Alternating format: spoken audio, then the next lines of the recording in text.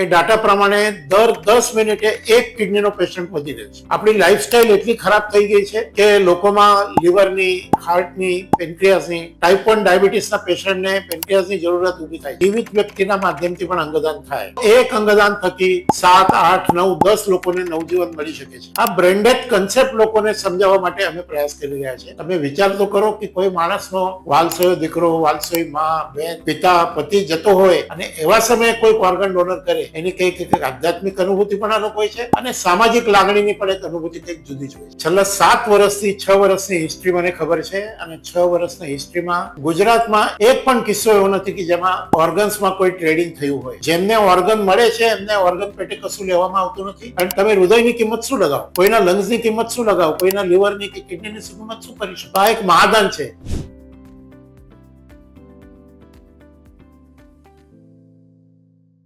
નમસ્કાર દર્શક મિત્રો, આજે એક એવા વિષયની વાત કરવી છે કે જેને લઈને હાલ વૈશ્વિક સ્તરે તેની ચર્ચા કરવામાં આવે છે.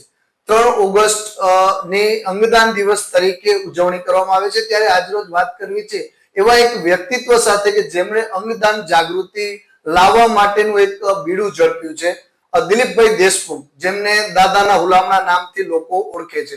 દાદા, વીટીવી ડિજિટલમાં આપનું સ્વાગત છે.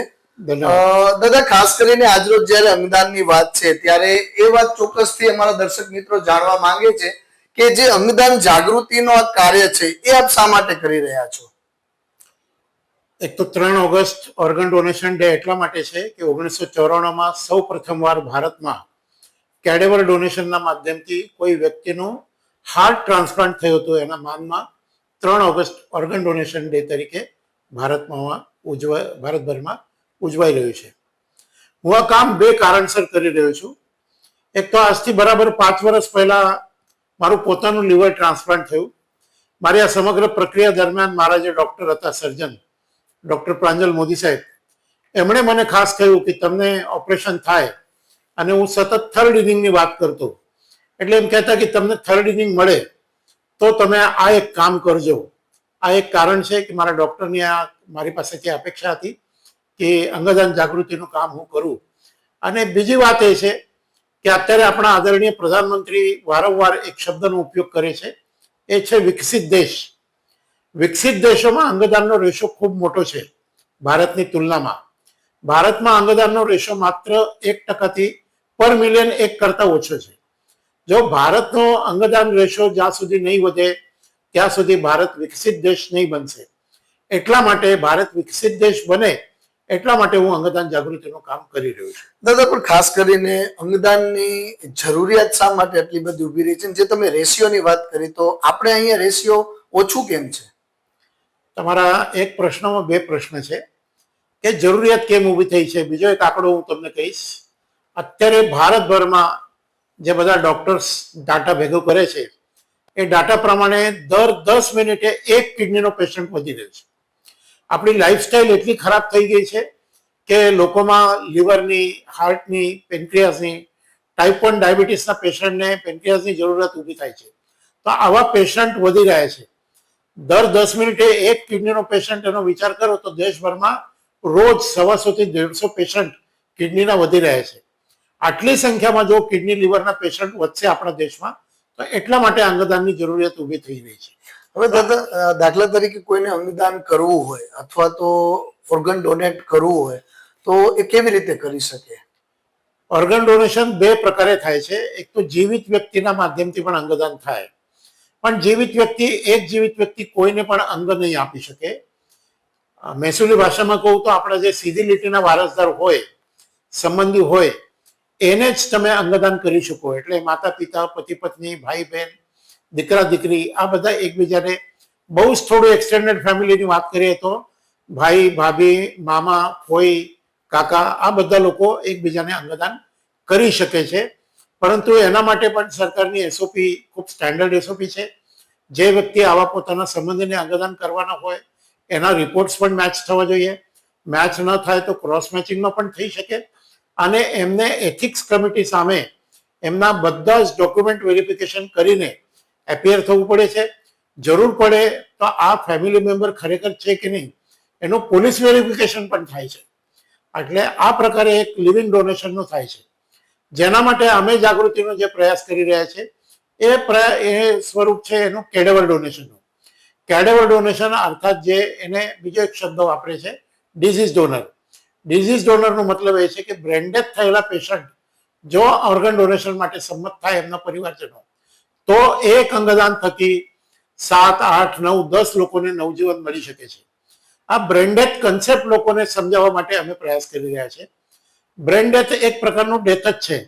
સામાન્ય ડેથ જે હોય છે, કાર્ડિયક ડેથ હોય અથવા નેચરલ ડેથ હોય, ત્યારે માણસના હાર્ટબીટ બંધ થાય, એના હૃદયના ધબકારા બંધ થાય, એનો શ્વાસ બંધ થાય. બ્રેન ડેથ એક એવી કન્ડિશન છે કે જ્યારે માણસ લાઈફ સપોર્ટિંગ સિસ્ટમ ઉપર હોય અને થોડા સમય માટે એના અંગોને જીવિત રાખી શકાય. એ અવસ્થામાં, કારણ એ વ્યક્તિ તો બોલી નહીં શકે, પણ એમના ડાયરેક્ટ જે સંબંધી હોય, એટલે ફરી એકવાર કહું કે એમના ડાયરેક્ટ સંબંધી એટલે જો પરિણિત હોય તો એમના પત્ની અથવા પતિનું કન્સેન્ટ જોઈએ, જો પરિણિત ના હોય તો એના માતા પિતાનું કન્સેન્ટ જોઈએ, માતા પિતા ના હોય તો ભાઈ બહેનનું કન્સેન્ટ જોઈએ. જે સીધા સંબંધી હોય એના કન્સેન્ટથી ઓર્ગન ડોનેશન થઈ શકે. અને એવા વ્યક્તિનું ઓર્ગન ડોનેશન માટે બ્રેન્ડેડ ડિક્લેર કરવા માટે 2 ડોક્ટર્સની કમિટી હોય છે. એ બ્રેન્ડેડ કમિટી એને બ્રેન્ડેડ ડિક્લેર કરે છે.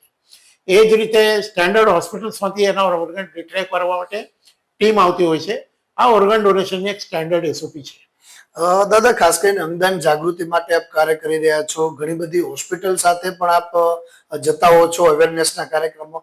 તો ઓર્ગન ડોનેશન અથવા તો ટ્રાન્સપ્લાન્ટમાં હોસ્પિટલની શું કામગીરી રહે છે અને શું કેવી રીતે એની આખી કાર્યવાહી કરવામાં આવે છે? હોસ્પિટલ્સ 2 પ્રકારના છે, જ્યાંથી ઓર્ગન્સ મળે પણ જ્યાં ટ્રાન્સપ્લાન્ટ થતું નથી. દાખલા તરીકે આપણી ભુજની કે પટેલ હોસ્પિટલ છે, તો એ ઓર્ગન રિટ્રાઇવલ સેન્ટર છે, પણ એને કહેવાય છે, એની જે સોટોની ટર્મિનોલોજીમાં નોન ટ્રાન્સપ્લાન્ટ રિટ્રાઇવલ હોસ્પિટલ એવું એને કહે છે, જ્યાં ટ્રાન્સપ્લાન્ટ નથી થતું પણ ઓર્ગન ડોનરની હોસ્પિટલ છે. આવી જે હોસ્પિટલ્સ છે એ હોસ્પિટલ્સને પણ સોટો અને નોટોમાં, સોટો એટલે state organ tissue transplant organisation અને નોટો એટલે national organ tissue transplant organisation, એમાં એમને રજીસ્ટર કરવું કમ્પલસરી છે. અને એમાં રજીસ્ટ્રેશન માટે એમની પાસે જે રિક્વાયરમેન્ટ છે, એટલે એમની પાસે આઈસીયુ બેડ કેટલા છે, ઓપરેશન થિયેટર્સ કેટલા છે, કયા પ્રકારના ઓપરેશન થિયેટર્સ છે, ચોક્કસ પ્રકારના ડોક્ટર્સ એમની પાસે ફૂલ ટાઈમ ન્યુરોસર્જન ફિઝિશિયન છે કે નહીં, સર્જન્સ છે કે નહીં, એની સંખ્યા કેટલી છે, અન્ય સ્ટાફ કેવો છે, એના આધારે એ હોસ્પિટલને રિટ્રાઇવલ હોસ્પિટલ તરીકે માન્યતા આપવામાં આવે છે. તો આ પ્રકારે એ હોસ્પિટલનો રોલ છે અથવા એમની ભૂમિકા છે. એ જ પ્રકારે આવી ઘણી બધી પ્રાઇવેટ હોસ્પિટલને પણ સરકાર ટ્રાન્સપ્લાન્ટ માટે પરમિશન આપે છે. તો એમની પાસે સંબંધિત ટ્રાન્સપ્લાન્ટ સર્જન્સ છે કે નહીં, ટ્રાન્સપ્લાન્ટના એનેસ્થેસિયાના ડોક્ટર છે કે નહીં, આ બધી જ પ્રક્રિયા જો પૂર્ણ હોય તો આ સોટો અને નોટોના માધ્યમથી સરકાર એમને ઓર્ગન રિટ્રાઇવલ સેન્ટર તરીકે અને ઓર્ગન ટ્રાન્સપ્લાન્ટ સેન્ટર તરીકે માન્યતા આપતી હોય છે. ધીરે ધીરે આ સંખ્યા ગુજરાતભરમાં વધી રહી છે. દાદા, ખાસ કરીને અવેરનેસના કાર્યક્રમો તો થઈ રહ્યા છે, પરંતુ ક્યાંક ને ક્યાંક જે સામાજિક સંસ્થાઓ છે અથવા તો એનજીઓ છે, તેનો આમાં કયા પ્રકારનો રોલ આપણે લઈ શકાય? એનજીઓની પણ એક અર્થમાં બહુ મોટી ભૂમિકા છે, કારણ કોઈ હોસ્પિટલમાં બ્રેન્ડેજ પેશન્ટ હોય તો ડોક્ટર પાસે સમય એટલો હોતો નથી અને ડોક્ટર્સના મનમાં ક્યાંક ખચકાટ હોય છે કે અમે કોઈને એમ કહીએ કે પેશન્ટ તમારો બ્રેન્ડેજ છે અને એનું ઓર્ગન ડોનેશન કરો, તો લોકોને પહેલા હોસ્પિટલના ઇન્ટરેસ્ટનો કે ડોક્ટરના ઇન્ટરેસ્ટનો ડાઉટ જતો હોય છે. એટલા માટે થર્ડ પાર્ટી તરીકે કોઈ એનજીઓ, સમાજના અગ્રણીઓ, સામાજિક ગામના આગેવાનો એ જો સમજાવવામાં જાય આ પ્રક્રિયામાં, તો ધીરે ધીરે લોકોને આ સમજણ પડે કે આમાં કોઈ પર્ટિક્યુલર ડોક્ટરનો, પર્ટિક્યુલર હોસ્પિટલનો કોઈ ઇન્ટરેસ્ટ નથી અને જરૂરિયાતમંદ લોકોને ઓર્ગન ડોનેશન થાય. એટલા માટે એનજીઓનો રોલ પણ મહત્વનો છે, કારણ સમાજ તરીકે ડોક્ટર્સના એમના વેસ્ટેડ ઇન્ટરેસ્ટ ઉપર જો ડાઉટ જાય તો લોકો કોઈ ઓર્ગન ડોનેશન કરશે નહીં. એટલા માટે એનજીઓ આના સમાજ જાગૃતિ સાથે સાથે આ પ્રકારનો જ્યારે અવસર હોય છે ત્યારે ખૂબ સારું કામ કરી શકે છે. દાદા, આપના જીવનનો એવો કોઈ અનુભવ જે અંગદાન સંદર્ભનો? જીવનમાં મારા ઘણા બધા અનુભવ છે અને પ્રત્યેક ઓર્ગન ડોનર એ પોતાનામાં એક સ્ટોરી છે. અને એમ કહેવાય, if there is no organ donor there is no story, there is no new life, એમ કહેવાય. એટલે ઓર્ગન ડોનર વગર તમને કોઈ નવી વાર્તા, નવી વાત જોવા મળશે નહીં. એક મને શ્લોકની અનુભૂતિ એક ઓર્ગન ડોનેશનના કારણે થઈ. એનો પ્રસંગ બહુ અદ્ભુત છે. અમદાવાદના કાંકરિયામાં રહેતા એક જોગિંદર રાજપૂત વ્યક્તિ છે, એમણે પોતાના દીકરાનું ઓર્ગન ડોનેશન કર્યું હતું અને એમના બેસણામાં હું ગયો હતો. મને થોડો બીજો કાર્યક્રમ હતો એટલે હું થોડો વહેલો ગયો હતો. અમે 2 જ જણા હતા અને આ જોગિંદર રાજપૂતજી મારી સાથે પૂર્વ પરિચિત પણ હતા. એમણે મને એક બહુ સરસ વાત કરી.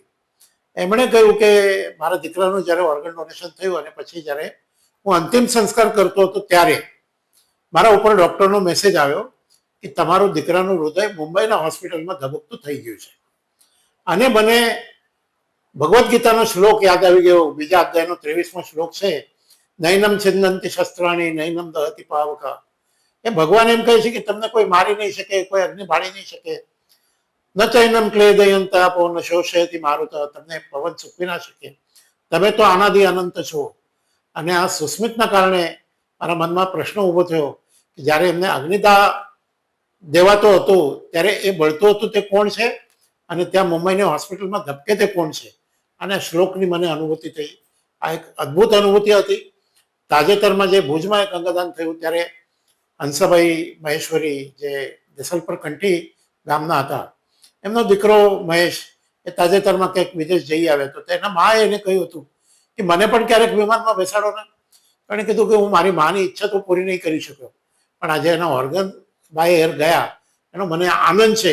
એટલે એક બાજુ એના માનો મૃતદેહ હતો અને એ મહેશ એમ કહેતો હતો મને આનંદ છે કમસે કમ આ નિર્ણય થકી મારી માને હું બાય એર તો મોકલી શકું એના કોઈ ઓર્ગનને.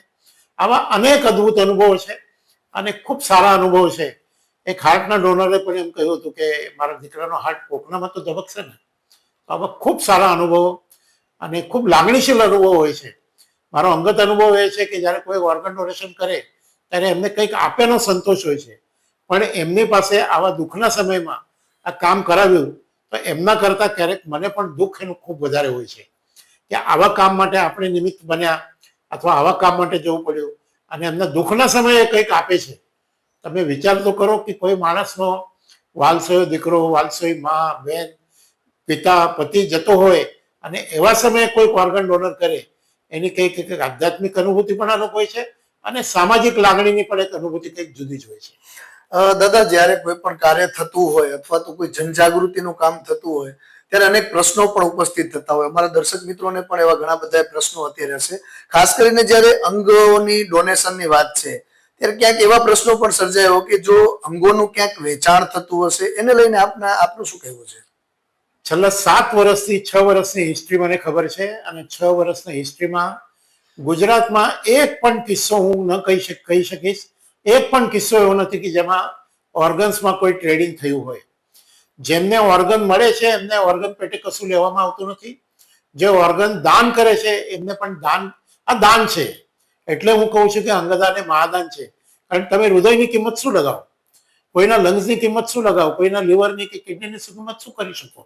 તો આ એક મહાદાન છે. તો જે દાન કરે છે એમને પણ એના બદલામાં કંઈ દેવામાં આવતું નથી.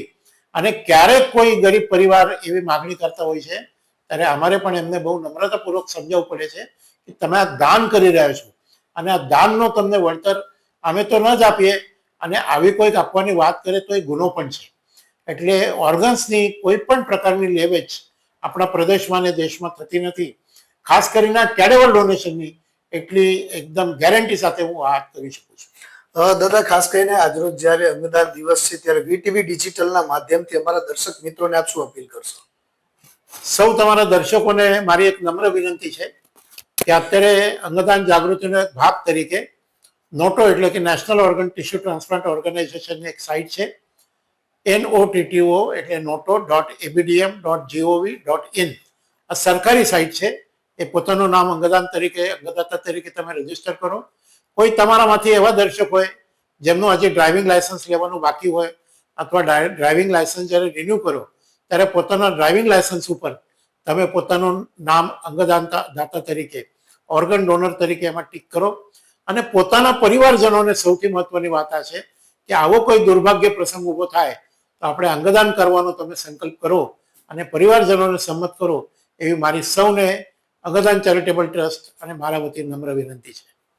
નમસ્કાર દર્શક મિત્રો, તો આ હતા દિલીપભાઈ દેશમુખ કે જેમણે આપને અંગદાન વિશે જે વિશેષ સમજ આપી છે. અને આપ જે મારી પાછળની આ સ્ક્રીનમાં પણ જોઈ રહ્યા છો કે અંગદાન ડોનેશન અથવા તો અંગદાન રજીસ્ટ્રેશન માટેનું એક એમણે મુહિમ ઉપાડી છે. તેમાં આપ સૌ જોડાઈ અને સહકાર આપો તેવી અપેક્ષા. Bharatsinh Chauhan, VTV digital, Kutch.